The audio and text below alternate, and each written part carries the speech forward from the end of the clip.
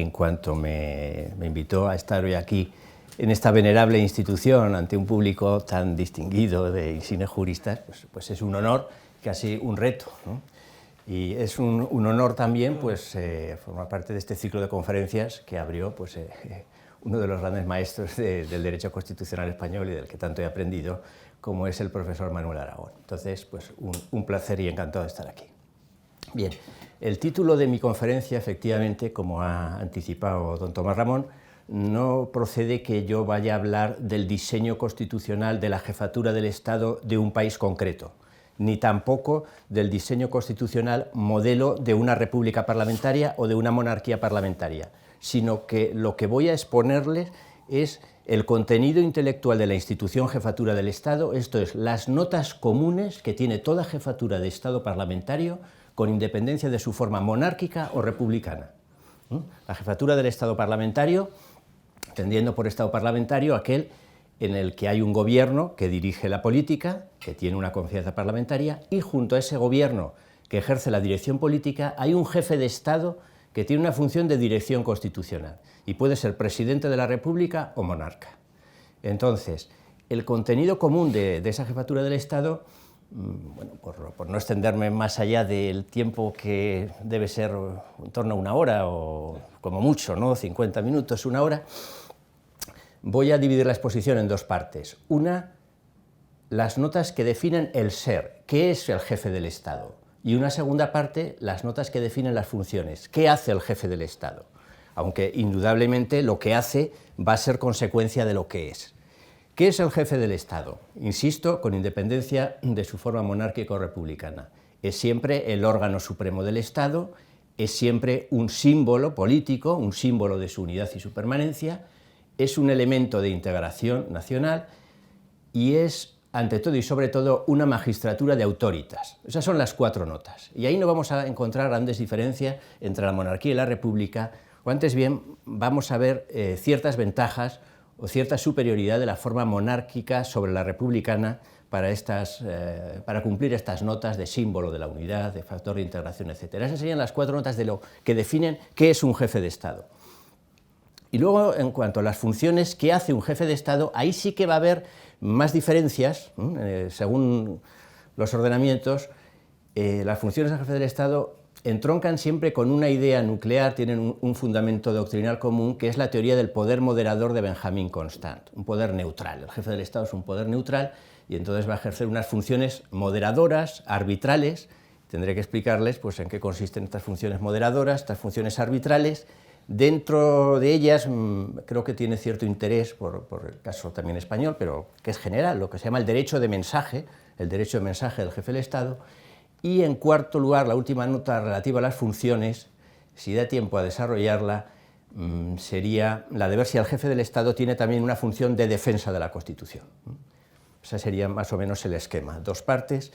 Y como les digo, en esta segunda parte sí que hay una clara diferencia entre las formas republicanas y las monárquicas, porque el margen de actuación de un jefe de Estado republicano es mayor en cuanto al ejercicio de funciones arbitrales y moderadoras que un jefe de Estado monárquico. Aunque esto puede resultar paradójico, su margen de actuación es menor cuando realmente está en mejores condiciones para ejercerlas, esas funciones moderadoras, por lo que luego les diré en cuanto a la neutralidad que ocupa. Bien, ese es el esquema.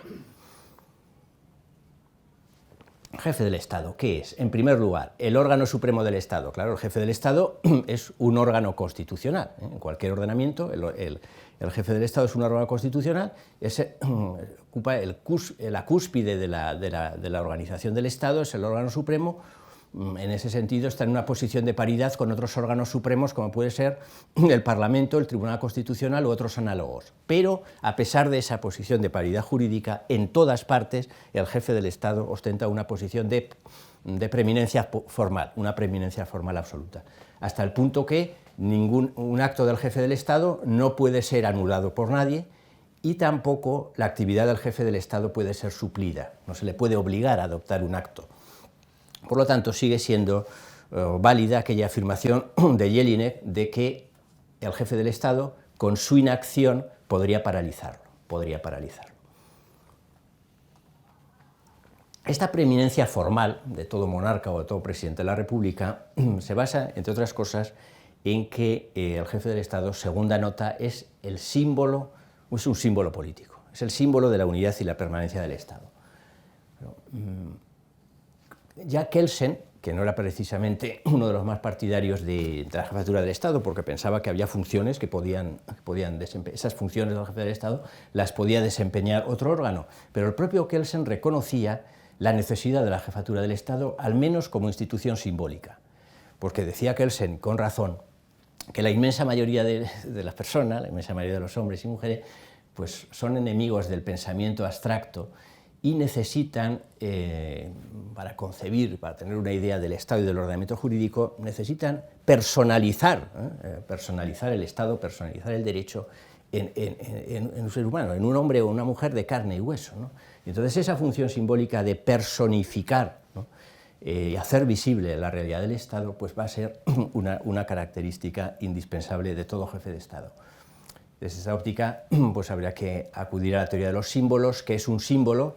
Pues un símbolo es una realidad material o sensible que representa a una realidad no material, no sensible o no perceptible por los sentidos, y que la única manera de percibirla es a través de esa representación simbólica. Bien, pues esa es la virtud que tiene el jefe del Estado. Habrá quien diga, bueno, yo a veces en clase, explicando a los alumnos, pues esto hay que incidir en ellos, porque bueno, y los símbolos, a la altura del siglo XXI, verdaderamente si es simplemente un símbolo, verdaderamente es necesario, porque ya la Constitución misma también puede ser un símbolo, necesario un símbolo personal, que obviamente el jefe del Estado es un símbolo personal, y pues hay que decir que sí, que claro que son no solo importantes, sino indispensables. Y aquí recordar al maestro García Pelayo, que nos decía que ninguna comunidad política puede sobrevivir sin símbolos. Los símbolos son un elemento indispensable para lograr la integración, como luego diré, ¿no? Por su doble función, el símbolo, el jefe del Estado como símbolo, pues tiene una función pedagógica y una movilizadora. Pedagógica ya lo he dicho, ¿no? Es decir, permite a las personas percibir, digamos, una realidad que solo tiene existencia en el orden intelectual y que es abstracta, como es la unidad del Estado. Entonces tiene una función pedagógica o didáctica, pero además movilizadora, porque cuando ve al jefe del Estado, cualquier acto del jefe del Estado está refundando o integrando el Estado en cada momento, ¿eh? Entonces, aplaudir al rey o aplaudir al presidente de la República es aplaudir al Estado mismo, ¿no?, digamos, por esa labor de integración. Entonces los símbolos son necesarios, ¿no? Y la jefatura del Estado como símbolo, incluso en aquellas monarquías parlamentarias, que estoy pensando en dos, en que el monarca ha sido privado prácticamente de todas sus funciones e incluso no tiene intervención ninguna arbitral en la investidura del presidente de gobierno, por ejemplo, como son Suecia y Japón, incluso en ellas, en esas monarquías parlamentarias, en Suecia y Japón, se mantiene la condición del jefe del Estado como símbolo. ¿Símbolo de qué? Pues símbolo de la unidad del poder estatal, de la unidad última y fundamental del poder estatal, sobre el que se basa la división de poderes y la distribución de funciones del Estado, símbolo de la unidad del pueblo, de la unidad de la nación, titular del poder constituyente, prius lógico del Estado constitucional, símbolo, representa también la unidad del Estado como sujeto de derecho internacional público, no solo la unidad, en cuarto lugar, de la permanencia y de la continuidad del Estado, y en quinto lugar es símbolo también del orden material de valores en que la Constitución consiste, porque la Constitución no solo es una norma jurídica, sino que es la traducción jurídica y la expresión política de un orden material de valores determinado. Y entonces el jefe del Estado simboliza también esa unidad. Hay que decir, para no extenderme más en esta función simbólica, señalar, lo ha señalado también el profesor Manuel Aragón, las ventajas que tiene la monarquía sobre la república para representar o simbolizar la permanencia y la continuidad del Estado, ¿no? La monarquía, el carácter vitalicio de la magistratura monárquica, unido al mecanismo automático de la sucesión para proveer el cargo, garantiza que no se interrumpe en ningún momento la personificación de la idea de Estado. Tal es el sentido del grito ritual del heraldo francés, cuando decía aquello de "el rey ha muerto, viva el rey". No hay interrupción, ¿no? No hay interrupción representación de la personificación de la idea de Estado. Tercera nota, precisamente porque es un símbolo político, como decía don Manuel García Pelayo, es un símbolo político que facilita la integración nacional, la integración del Estado. La integración es un elemento de integración, se trata de explicar el concepto de integración tal como lo forja Rudolf Hess-Mann en su conocida obra Constitución y Derecho Constitucional, ¿verdad? Pero simplemente decirle que no hay que confundir integración con unidad. En el lenguaje corriente, en el lenguaje común, integrar y unir puede ser sinónimo, integrar, unir. Pero desde el punto de vista jurídico, la integración presupone la unidad. La integración presupone la unidad. La integración es la reconstrucción de esa unidad. La integración, más que un resultado, es un proceso dinámico. Y en ese proceso dinámico de integración, la jefatura del Estado juega un papel fundamental. Todos los actos del jefe del Estado contribuyen a la integración. Simplemente un ejemplo. En cualquier, aquí ilustre el letrado de Cortes, en cualquier Estado parlamentario, el perfeccionamiento, digamos, de la ley, el perfeccionamiento, la culminación del procedimiento legislativo, culmina siempre con un acto del jefe del Estado, con la firma del jefe del Estado. Bien, con eso es un acto de integración, porque hasta ese momento, hasta que no interviene el rey o el presidente de la República, la ley, digamos, es una ley de parte, que la habrán votado unos a favor, otros en contra, pero ya con la intervención del rey o del presidente es ley de todos. Y así, digamos, que ese es el sentido que tienen las diversas funciones de un jefe de Estado parlamentario. Factor de integración. Cuarta nota, me interesa extenderme más luego en lo que hace que en lo que es, ¿no? Ya les he dicho, órgano supremo del Estado, símbolo político, factor de integración, pero ¿por qué es un símbolo político y contribuye a la integración nacional? Es concebida en todos los ordenamientos, la jefatura del Estado, como una magistratura de autoritas. Esta sería, si solamente dijéramos una cosa, ¿qué es la jefatura del Estado? Una magistratura de autoritas. Y entonces habría que precisar ahí pues, qué tipos de autoritas hay y en qué consiste el propio concepto de autoritas, ¿no? que es necesario que se los ponga brevemente para poder comprender mejor luego qué es lo que va a hacer, porque todo lo que va a hacer el jefe de Estado básicamente es en función de qué es una magistratura de autoritas. Bueno, y es una magistratura de autoritas porque es un símbolo político, hay un cierto encadenamiento lógico en la construcción o en el diseño institucional.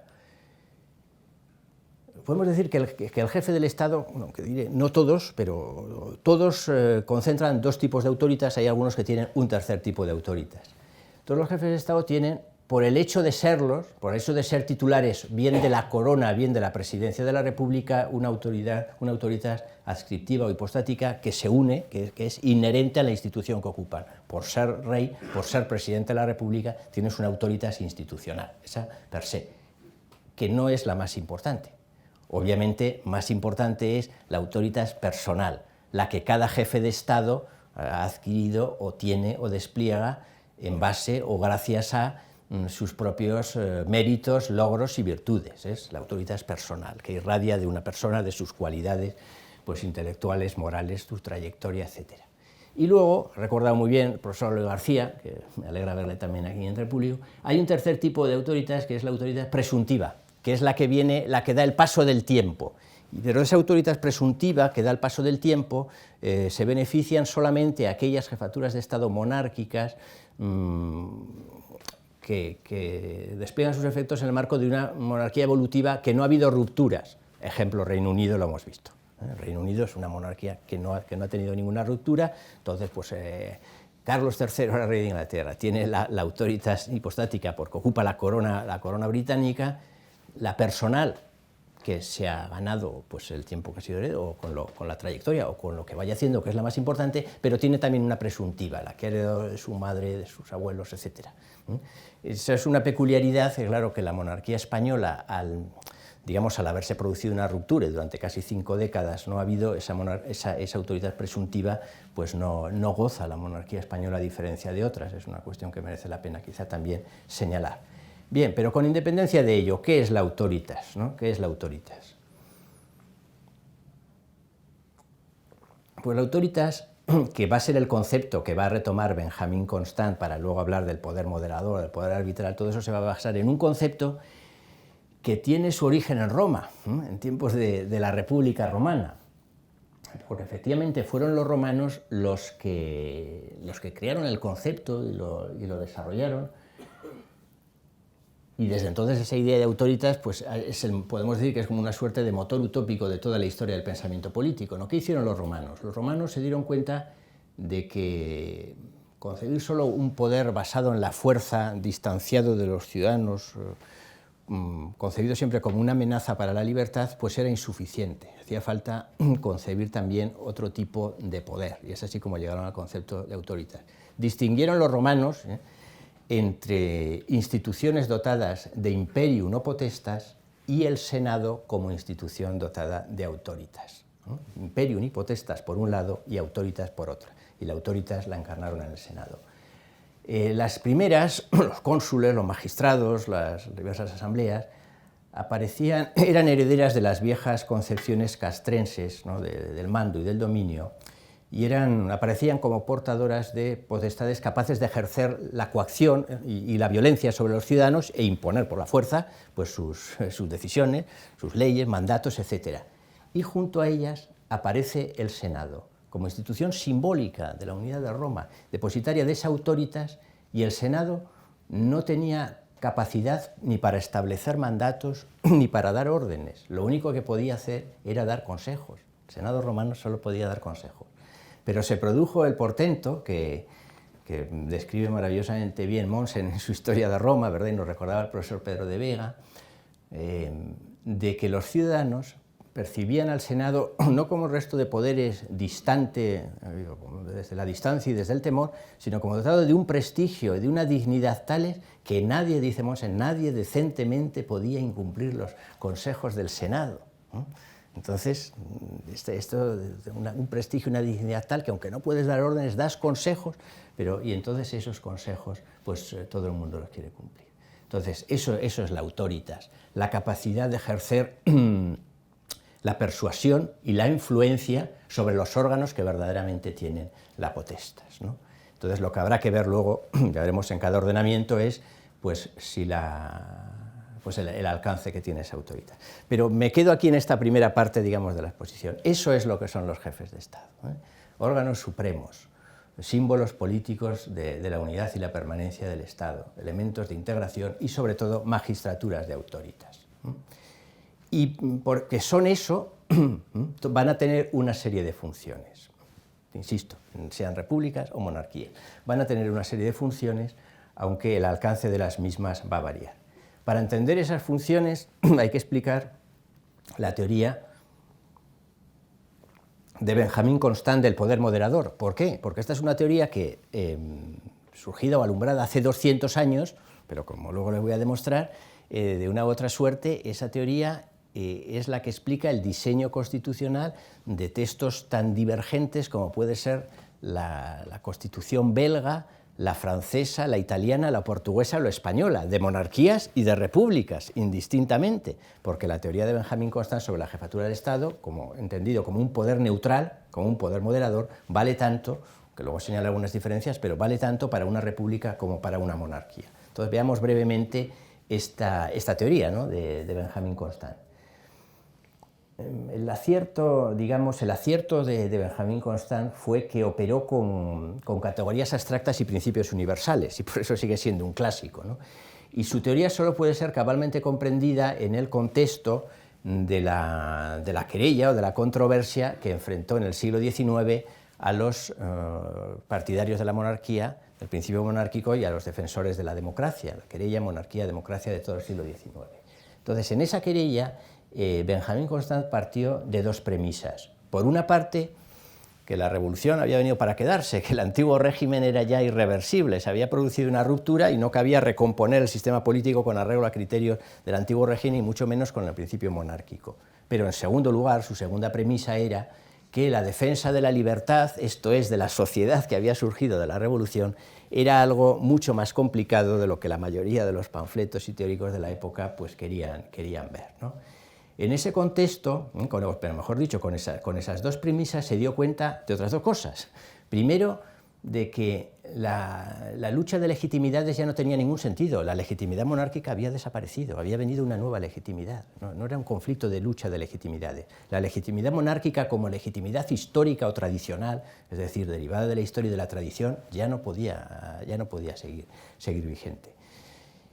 Esa fue la primera. Y que el verdadero problema, si no era eso, en segundo lugar, entonces, ¿cuál era el problema? Era el problema de cómo articular el Estado, cómo organizar y articular los distintos poderes y qué lugar tenía que ocupar el rey en ese nuevo diseño. Y entonces, en ese marco, es cuando dice, mire, el rey, empieza el rey, aunque su teoría va a valer también para un presidente de la República, el rey no puede ser titular del poder constituyente. Entonces, no solo porque entonces no sería posible la Constitución, sino por otras razones, Constant también impugnaba el concepto de poder constituyente. Luego, el rey no puede ser titular del poder constituyente, pero tampoco puede ser un poder constituido más. Y entonces, ¿qué? Dice, el rey tiene que ser un poder neutral, distinto de los demás, con una función moderadora. Y dice una segunda cosa, y es que además la existencia de esa función moderadora en manos de ese monarca como poder neutral es necesaria, imprescindible para la salvaguardia de la libertad. Entonces, ese es, digamos, el acierto y el gran acierto de Constant, ¿no? Se percata de que no se trata de, cosa que convendría recordar a muchos en estos días, no se trata de volver a los falsos debates en torno a las clasificaciones de las formas de gobierno según Aristóteles, sino que la verdadera disyuntiva es despotismo o libertad. Despotismo o libertad. Y en esa disyuntiva no es necesario prescindir del rey. No es necesario, sino no es conveniente prescindir del rey. Lo que se trata simplemente es de que hay que atribuirle un nuevo papel o una nueva función.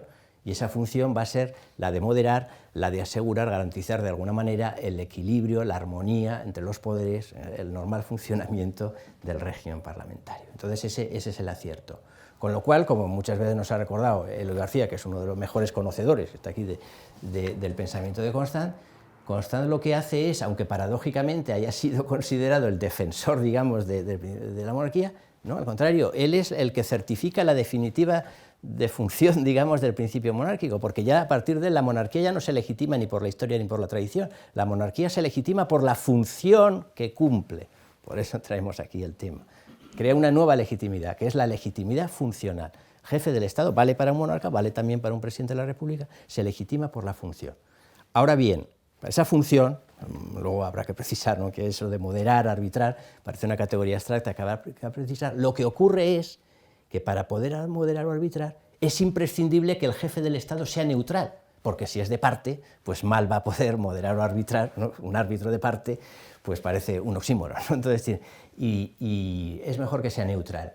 Y ocurre que comparando la monarquía, que tiene la ventaja del principio hereditario, con la república, que de cualquier manera tiene que recurrir al principio electivo, la monarquía va a garantizar mejor que la república la neutralidad. Pero a partir de entonces ya la monarquía no se justifica por la herencia, sino por la función. Y ocurre que para el mejor desempeño de la función, la herencia tiene ciertas ventajas. Pero hemos cambiado de todas maneras totalmente el planteamiento.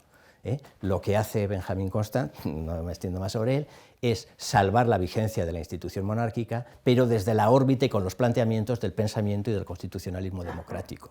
Eso es lo que hace.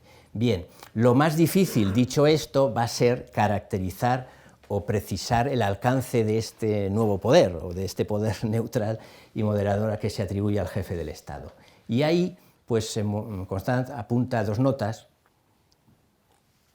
influenciado mucho notablemente por Montesquieu, y concibe al poder neutral como sobre todo un poder de impedir, y en eso no le falta razón, un poder de impedir, no de hacer, sino de impedir, y lo caracteriza como el juez supremo de los demás poderes del Estado. Bien, hoy es cierto, nos lo recuerda el profesor Manuel Hernández cualquiera, que hoy no se puede decir que el poder neutral, un jefe de Estado, sea el juez supremo de los poderes del Estado, por una razón evidente. Ese papel le corresponde hoy a otra institución, que es el Tribunal Constitucional. Entonces, lo que ha ocurrido es, me lo explicaba, recuerdo cuando me lo explicaba el profesor Aragón, ¿no?, que en el Estado parlamentario la autoridad se ha desdoblado. Y entonces, por una parte está la autoritas del jefe del Estado y por otra la de la justicia constitucional. Se ha desdoblado. El Tribunal Constitucional, que eso sería para otra conferencia, es la clave de bóveda desde el punto de vista jurídico del Estado constitucional. La clave de bóveda y el gran árbitro, el supremo árbitro de los demás poderes del Estado. Pero el jefe del Estado es el árbitro político, no el árbitro jurídico, sino el árbitro político, depositario también de la autoritas.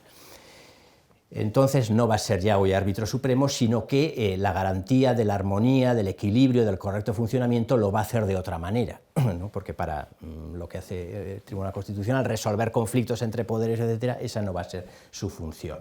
Entonces vamos a ver en qué consiste hoy en día, ¿no? ese poder moderador. Y sobre todo lo que se trata de ver es si es meramente ejercer influencia y persuasión desde la autoritas o si es algo más. Y con carácter general, ya les digo, después de estudiar las distintas repúblicas y monarquías, es que en las repúblicas es donde más alcance tiene ese poder moderador y arbitral, donde más alcance tiene, aunque también, paradójicamente, es en las repúblicas donde en peores condiciones se encuentra el jefe del Estado porque va a ser menos neutral. Esa es la gran paradoja, pero es la gran paradoja que presenta el estudio del derecho comparado de esta realidad, de esta institución. Bien, veamos entonces por separado la moderación y el arbitraje, aunque, como ha dicho don Miguel Herrero y Rodríguez de Miñón, ponente de la Constitución, dicen claramente el arbitraje y la moderación tienen un fundamento doctrinal común, que es el pensamiento de Constant y esta teoría que les he expuesto. Y sobre todo, bueno, a la hora de ver constituciones, que simplemente les pongo dos, una que es de una constitución muy singular, Francia, artículo 5, de la Constitución francesa, el presidente asegura con su arbitraje el funcionamiento regular de las instituciones, asegura con su arbitraje. Artículo 56 de la nuestra, el rey, jefe del Estado, símbolo de su unidad y permanencia, arbitra y modera el funcionamiento regular de las instituciones, y son fórmulas similares. Van a tener alcance distinto, pero lo que no podemos es prescindir de la existencia de la fórmula, ¿no? Del sintagma, porque tenemos una constitución racional normativa, como nos ha enseñado el profesor Aragón, de la mano del profesor Rubio Llorente, tenemos una constitución racional normativa y lo que no cabe es si una disposición constitucional, por razones por conveniencia política o de desagrado, es decir, no tiene valor normativo, que es lo que algunos han hecho, ¿no? Es decir, esta cláusula no tiene valor normativo, ¿no? Tiene un valor normativo, los juristas estamos obligados a interpretar el alcance de esa cláusula, que será distinto, insisto, en cada uno de los ordenamientos. Por supuesto que en Francia es muy distinta que en España, qué duda cabe, pero hay un común denominador último que tiene en común. Moderación. Probablemente quien mejor ha definido la moderación es en el clásico, en la obra clásica sobre la Constitución inglesa de Bagehot, son las funciones del monarca, ser consultado, aconsejar y estimular. Ser consultado, aconsejar y estimular. Aconsejar y estimular. Claro, ya se ve que el jefe del Estado, la reina Isabel, piensen en la reina Isabel recientemente fallecida, da consejos.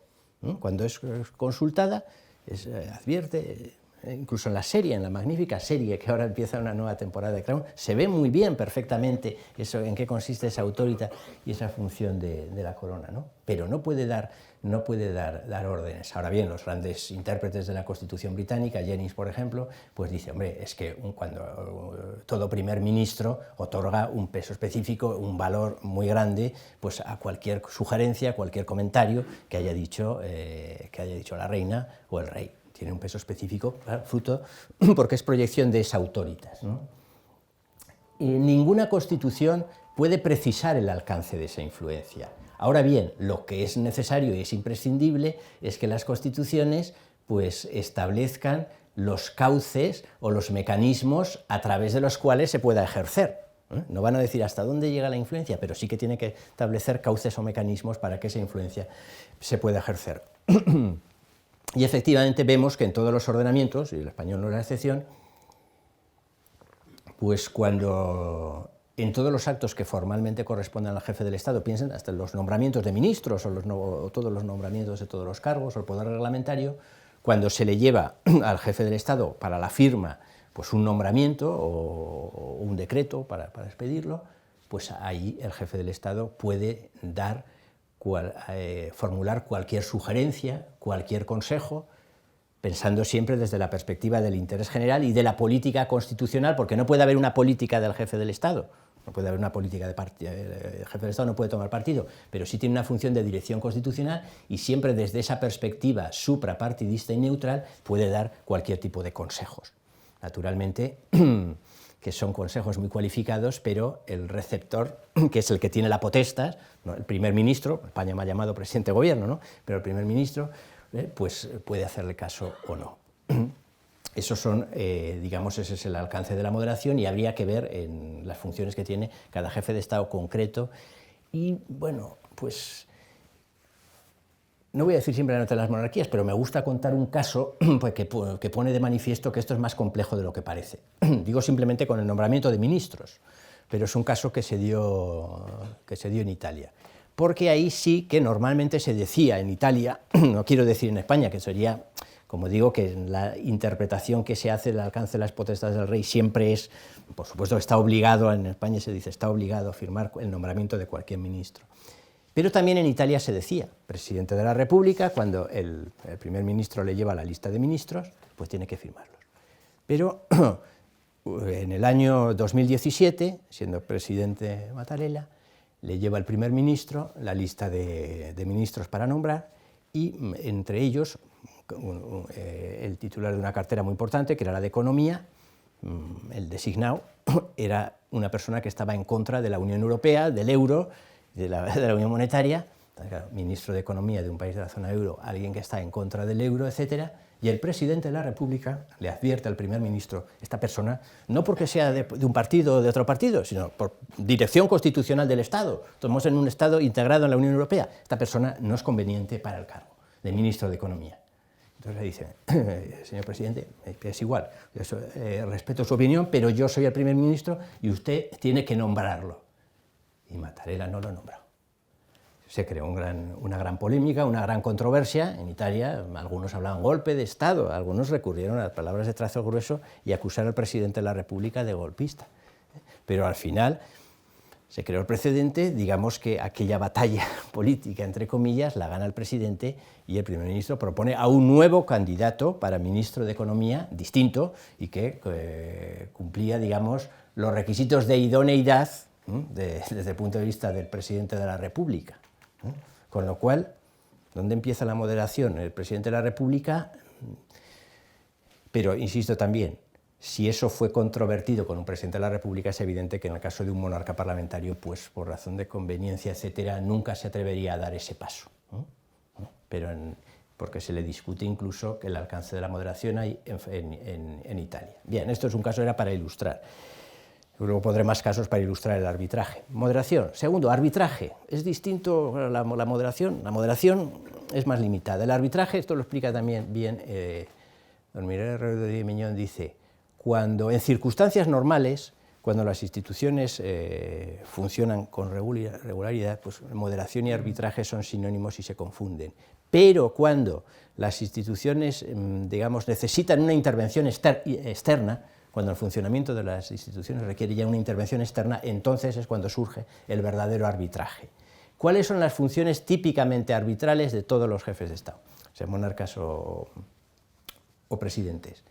La disolución del Parlamento, la disolución de las Cortes, que en el caso del presidente de la República normalmente pues, tiene es una facultad libre, y la intervención en el procedimiento de investidura del primer ministro. En el caso de las monarquías no van a tener derecho de disolución, sino que siempre va a ser a instancia del primer ministro. Pero la intervención en el procedimiento de investidura del primer ministro se da en todo, en monarquías o repúblicas, salvo las excepciones que les he señalado antes de Suecia, en Europa y de Japón, que esas han privado de cualquier función moderadora o arbitral al jefe del Estado. Entonces esas son las típicas, ¿no? Disolución, intervención en el procedimiento del primer ministro, pues aquí tenemos el famoso 99, que es un artículo bien diseñado, no sé si hay una conferencia específica sobre esa, pero el 99 está muy bien, lo que pasa es que no lo aplican mal, Bien, voy a poner dos casos de arbitraje, de verdadero arbitraje. Y dos casos, uno de una monarquía y otro voy a recurrir otra vez a una república, para que se vea que la función arbitral, Bélgica y de nuevo Italia, 2011. Casos para ilustrar, digamos, ¿no? En el 2011, Bélgica atraviesa una profunda crisis. Bueno, Bélgica es un estado casi fallido, me atrevo a decirlo, que de luego pocas lecciones puede darnos, que pretenda en algunas ocasiones algunos jueces de allí, pero que tiene un grave problema de identidad, de cohesión y de integración, porque está fragmentado en dos comunidades, los valones, los flamencos, ni siquiera tienen una lengua común, etc. Entonces, bueno, eso repercute sobre el sistema político, porque todos los partidos políticos a su vez no son únicos, sino que hay un partido socialista valón y partido socialista flamenco, un partido popular valón, un partido, es decir, la fragmentación política, imagínense, pues todo doblado. Con lo cual, fueron incapaces, tras las elecciones del 2010, de elegir a un primer ministro, por este tema de fragmentación extrema. Y entonces ahí el rey, estuvieron 589 días sin gobierno, 589 días, el récord, ¿no? Y entonces ahí pues el rey sí que tuvo un gran papel y una gran labor para intentar mediar, pues forjar un consenso que finalmente pues permitiera acabar con esa parálisis y nombrar un primer ministro. Entonces ahí en esos casos se ve, y claro, la ventaja de que se vio que el rey pues, actuaba desde la más absoluta neutralidad, no con el interés de poner a un partido o poner otro, ¿no? Eso es un arbitraje, en caso de fragmentación extrema. Caso distinto, pero fue el mismo año, el presidente Napolitano en Italia se enfrenta a la crisis, ahí ya tenían primer ministro, Berlusconi, pero la trayectoria, la ejecutoria política y económica de Berlusconi pues estaba creando ciertos temores en los ámbitos de la Unión Europea, etcétera. La situación económica estaba la prima de riesgo, etcétera, y entonces el presidente de la República, desde su posición de dirección constitucional, ve que es necesario relevar al primer ministro, ve que es necesario cambiar de gobierno, por más que el primer ministro tenía la legitimidad de las urnas, efectivamente. Y entonces ahí interviene Napolitano, mediando, llama a los dirigentes de los distintos partidos, y les convence, digamos, desde esa autoritas, les convence para que efectivamente reemplace, el Parlamento italiano reemplace como primer ministro a Berlusconi por el profesor Monti, que estuvo unos años reconduciendo un poco la situación. Fue un típico caso de arbitraje. Claro, porque Napolitano tenía una autoridad indiscutible. Un presidente de la República que, a pesar del carácter electivo del cargo, lo que tiene la suerte Italia es que ahora, tanto con Sergio Mattarella como anteriormente con Giorgio Napolitano, pues tienen un presidente muy neutral. Por eso tampoco conviene hacer generalizaciones, es decir, no es que por definición el rey siempre que te vaya a ser más neutral que un presidente de la República. Hombre, normal. Aquí en la monarquía parlamentaria de 1978 los reyes han tenido una neutralidad exquisita y ejemplar, pero otros casos en la historia podemos encontrar en que el monarca no se comporte neutralmente. Y al revés, presidentes de la República, puede haberlos, en Italia los ha habido muchos que han sido de partidistas, ¿no? Pero ha habido otros también que han actuado desde la más absoluta neutralidad. O podemos poner ahora un caso en un país vecino, como es Portugal, en que el presidente de la República también tiene una autoridad indiscutible, catedrático de Derecho Administrativo, ¿verdad?, el profesor Marcelo Rebelo de Sousa, y actúa desde la más absoluta neutralidad, ¿no? Entonces no se puede generalizar, pero en principio hay que decir que es más difícil mantenerse neutral si ha sido elegido sobre todo por los partidos. Por eso las mejores formas de elección son esos, como hacen en Italia, una elección por un colegio electoral o el Parlamento por una mayoría cualificada para que se logre elevar a la máxima magistratura a una persona de consenso. En Portugal no son los partidos los que promueven la elección, etc. Pero el contramodelo sería Francia. Sería Francia. O sea, Francia, que es donde verdaderamente se define constitucionalmente como árbitro, se le da grandes poderes al presidente de la República. De hecho, el presidente francés es probablemente el titular de un órgano democrático que más poder tiene de todo el mundo, ¿eh? O sea, los poderes del presidente francés. Y lo hemos visto en las últimas elecciones, sin embargo, las elecciones a presidente en Francia son unas elecciones polarizadas, como pueden serlo en un sistema presidencialista. Hemos visto ahora en Brasil, hemos visto que es la mitad de la sociedad está con él, la otra mitad no. De ese problema ya fueron conscientes los creadores del régimen. Es decir, De Gaulle era plenamente consciente de ello. Lo que pasa es que es la Constitución francesa del 58, tampoco me quiero extender mucho sobre ella, ¿no? pero bueno, estoy pensando cuando en la segunda vuelta de Gaulle gana a Mitterrand, decía, no, es que Mitterrand es el candidato de los partidos políticos, esto es de los partidos políticos. Claro, yo no soy el candidato de los partidos, yo soy el régimen. Pero claro, eso era porque tenía una legitimidad carismática, no el general de Gaulle, pero que no era transmisible. Y el propio artífice de la que era René Capitant, el gran jurista francés René Capitant, que había hecho los escritos, se dio cuenta y dijo, claro, es que la Quinta República, claro, de Gaulle no puede convertirse en un partido, pero eso es lo que ha pasado. Entonces es quizá pues, la forma, a mi juicio, peor, aunque pueda ser la que desde el punto de vista de la demagogia parezca más democrática que lo elijan, y el gran peligro que tienen ahora en Italia es que eso es lo que quieren. La reforma constitucional que plantean en Italia es para modificar el diseño institucional del Estado e ir hacia una república más del tipo francés, o peor todavía, o más presidencialista. Bien, eso en cuanto a las funciones arbitrales, ¿no? Lo que es la moderación, lo que es el arbitraje. En tercer lugar, les he dicho que quería hablarles también del derecho de mensaje, porque claro, es un derecho inherente, el derecho de mensaje es inherente a todos los jefes de Estado. Aquí se ha planteado alguna vez algún problema, luego podemos comentar, pero no hay por qué ver problema, es inherente.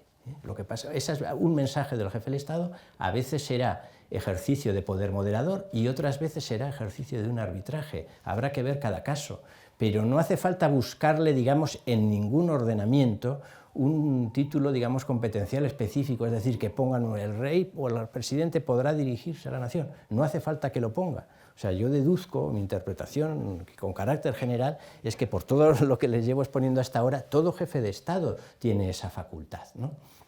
Únicamente, a título de anécdota, es recordar el debate en el caso español, el debate en las Cortes Constituyentes, y la intervención del filósofo y senador de designación real, don Julián Marías, ¿no? Don Julián Marías propone una enmienda que diga, el rey podrá dirigir mensajes a las Cortes Generales. Propuso esa enmienda, el rey podrá dirigir mensajes a las Cortes Generales. Daba la casualidad de que en el voto particular del Partido Socialista a favor de la forma republicana tenía también un artículo que decía, jefe del Estado podrá dirigir mensajes a la nación y a las Cortes Generales, lo que pasa que era el presidente de la República, no en el voto particular. Y entonces Julián Marías le contesta, ¿no? Sí, está muy bien que usted ponía con toda razón que el jefe del Estado se pueda dirigir a la nación, pero en mi enmienda, concebido como monarca, tiene mucho más sentido que en la suya, concebido como presidente de la República, porque si es monarca no tiene ningún partido que pueda hablar en su nombre, mientras que usted, si es presidente de la República, será de un partido, no hace falta que hable, ya tiene otros representantes que podrán hablar. Y sobre todo, don Julián Marías se daba cuenta que el valor del mensaje del jefe del Estado va a residir precisamente en que no es de ningún partido y en que es su neutralidad, desde la neutralidad, desde el que se queda reforzada su autoridad, ¿no? Bien, en el caso español, bueno, hemos tenido el derecho de mensaje, da casi también para otra conferencia, ¿no? Con los mensajes que son distintos, contextos distintos, situaciones distintas, etcétera, de don Juan Carlos el 23 de febrero del 81 y don Felipe VI el 3 de octubre del 17, ¿no? Bien, pero con eso ya conecto con la última parte, si me quedan unos minutos. Bien, para esa última función, ¿se puede concebir al jefe de Estado como magistrado para la crisis? Magistrado para la crisis. Eso es un paso más, ¿no? Digamos, ya no es un mero arbitraje, sino que es en situaciones, digamos, extremas, concebirlo como guardián o defensor de la Constitución en el sentido smithiano del término, ¿no? O sea, bueno, para llegar a entender qué es lo que queremos decir con el jefe del Estado como defensor de la Constitución, que de una u otra manera funciona, tanto en las constituciones monárquicas como republicanas, de una u otra manera, viendo los textos, que la interpretación será distinta, pero podemos decir que sí, es, claro, situarnos cuando la gran controversia sobre quién debe ser el guardián de la Constitución, entre Kelsen y Smith, si el Tribunal Constitucional o el jefe del Estado. A estas alturas todos sabemos que quien tenía razón era Kelsen, qué duda cabe. En situación de normalidad, es el Tribunal Constitucional el que defiende la Constitución anulando las normas con rango de ley contrarias a la Constitución. Ahora bien, en casos excepcionales, no de normalidad, la Constitución puede ser atacada de otras maneras distintas que haciendo leyes inconstitucionales o simplemente no acatando resoluciones del Tribunal Constitucional. Ya está. Es decir, a las alturas, en el siglo XX y en el siglo XXI, la Constitución puede ser objeto de ataques, amenazas existenciales, etcétera, para las cuales no es suficiente defensa de la justicia constitucional. Hay que distinguir el defensor jurídico del defensor político. Ahora bien, también hay que recordar, como bien decía Kelsen, que una amenaza para la propia Constitución puede ser el propio jefe del Estado. O sea, que ahí partía la fantasía de Smith, decir, no, todos van a atacar la Constitución, sobre todo el Parlamento, ¿verdad?, pero el jefe del Estado. Y además es que la gran contradicción de Smith es que defendía a un jefe de Estado como defensor de la Constitución que era plebiscitado, o sea, de parte. Porque entre los dos jefes de Estado que hubo en Weimar, Friedrich Ebert, elegido por el Parlamento, o Paul von Hindenburg, elegido plebiscitariamente, pues desempeñó mejor el papel, a mi juicio, el primero que el segundo, o por lo menos al primero no se le puede imputar directamente la destrucción de la República, como el caso de von Hindenburg, que nombra canciller a Adolfo Hitler, ¿no? Entonces, que en el caso alemán, el jefe del Estado, el presidente del Reich en la Constitución de Weimar, no solo no defendió la Constitución, sino que contribuyó a su definitiva liquidación, pues no quiere decir que no haya algo de verdad bastante en la idea de Smith de que en determinadas circunstancias el jefe del Estado sí que puede ser un defensor efectivo de la Constitución. Y eso se ve, hombre, en el caso francés de forma clara, pero porque es que el caso francés es que heredero directo de esa doctrina smithiana cuando adopta la figura en el artículo 16 propiamente del dictador constitucional. Dictadura constitucional que ejerció el general de Gaulle en el año 61, pero de Gaulle era un demócrata, restablece el orden en Francia y a los 6 meses, no sé si fue de abril a septiembre, ¿no?, del año 61, se va a su casa, no se va, renuncia ya a los poderes excepcionales. Pero piensa en el peligro de esa cláusula en Francia si llega al poder, a la presidencia de la República, una persona con, digamos, mentalidad autoritaria. A pesar de la reforma del 2008, de que el Consejo Constitucional luego se pronuncia, etcétera, esa es una fórmula peligrosa, pero bueno, está tomada directamente de Weimar, porque René Capitant conocía a Smith, bien.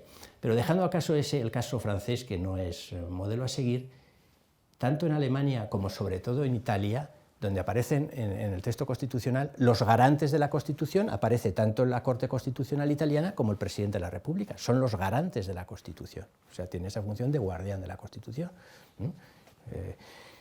Y incluso en España, pues Lombardi, comentando los hechos del 23F, dijo, bueno, en España, en una situación extrema, ¿quién salvó la Constitución el 23F? Pues el rey actuó como defensor de la Constitución. Claro, son casos muy excepcionales, digamos. Ahí se puede propiamente definir como de suplencia general de las instituciones, porque el gobierno estaba secuestrado, el Parlamento estaba secuestrado, entonces mejor decir que no haya nada, y una anomia completa, decir, pues la suplencia general de instituciones, por todo lo que llevo aburriéndoles más o menos hasta ahora, es lógico, ¿quién va a hacerlo? Pues el jefe del Estado es el que tiene, y entonces es mejor decir que está la solución en el propio texto constitucional que no decir que los hechos acaben prevaleciendo sobre el derecho. Bien. Y en el caso alemán también, lo que pasa es que en Alemania funciona muy bien su régimen parlamentario, el presidente de la República, el presidente federal casi nunca tiene que intervenir, pero en el 2016-17, cuando se forma la primera gran coalición, una de las últimas gran coalición, los partidos alemanes son en ese sentido mucho más constructivos que los nuestros, ¿verdad? Pero Steinmeier, el presidente federal, hizo esa labor de mediación y habló con los representantes de los partidos y les señaló la conveniencia de hacer un gobierno de gran coalición de amplia mayoría. Bien, básicamente esto es lo que quería exponerles, ¿no?, las dos cosas, lo que el jefe del Estado es, lo que el jefe del Estado hace. Hay un contenido intelectual común en todas las constituciones, aunque luego hay que estudiar cada ordenamiento concreto. Y sobre todo la conclusión que sacamos es que aunque los monarcas están en mejores condiciones de ejercer por su neutralidad las funciones moderadoras, arbitrales, etcétera, por el peso que tiene, digamos, la idea de falta de legitimidad democrática, que entendida en un término quizá no del todo correcto, pues allá donde hay una jefatura republicana, ese alcance de sus funciones es mayor. Aunque sean siempre lo mismo, todos los jefes de Estado son lo mismo, no hacen lo mismo. Pero como conclusión, pues les diría, o les repetiría, que la jefatura del Estado parlamentario, tras un estudio, digamos, del derecho comparado sobre la materia, pues es un formidable factor de estabilización política, un referente de la continuidad estatal en un momento que vivimos pues, de aceleración histórica, de cambios constantes, ¿no? Yo siempre digo que digo en España, pero también puedo decir en Italia, etcétera, los grandes factores de estabilización son la jefatura del Estado y la Unión Europea. Pero desde luego la jefatura del Estado indudablemente. Es la clave de bóveda del Estado constitucional y es una suerte de anclaje que necesita el Estado para no naufragar. Y ese anclaje yo creo que hoy, en el turbulento mundo político que nos ha tocado vivir, es más necesario que nunca, ¿no? Porque vivimos un momento en que está en crisis todo, está en crisis hasta el derecho, la misma capacidad del derecho para producir certeza, seguridad, estabilidad, en definitiva, está en crisis. Y entonces, en ese contexto, el anclaje, el factor de estabilidad, la estabilidad que nos proporciona el jefe del Estado, aquí y en todas partes, creo que son indispensables para asegurar la continuidad de la democracia y, en definitiva, la supervivencia de la libertad. Muchas gracias. Muchas gracias.